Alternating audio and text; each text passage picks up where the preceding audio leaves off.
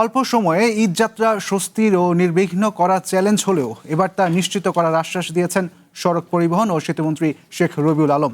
সকালে কুমিল্লায় সড়ক দুর্ঘটনায় ক্ষতিগ্রস্তদের মধ্যে চেক বিতরণ এবং সড়ক দুর্ঘটনা প্রতিরোধে গণসচেতনতামূলক অনুষ্ঠান শেষে সাংবাদিকদের সাথে আলাপকালে মন্ত্রী এই আশ্বাস দেন। তিনি বলেন, জনগণ সচেতন হলে এবং প্রাকৃতিক দুর্যোগ না হলে এবারের ঈদযাত্রা নির্বিঘ্ন হবে।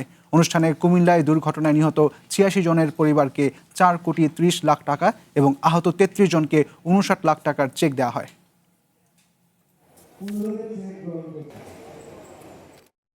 বাস, ট্রাক, যানবাহন যা আছে এটা বড় চ্যালেঞ্জ হয়ে যায় 3 দিনের মধ্যে। এটাকে একেবারে ম্যানেজ করে নির্বিঘ্নে যাতায়াতটা আরামদায়ক করা, স্বস্তিতে করা একটু চ্যালেঞ্জ। তো সেই চ্যালেঞ্জ যেগুলি আছে সেগুলি আমরা সমাধান করার চেষ্টা করছি। প্রাকৃতিক দুর্যোগ যদি আবার না হয় তাহলে আমার মনে হয় যে মানুষ স্বস্তিতে এবার ঈদ যাত্রা নিশ্চিত করতে পারবো।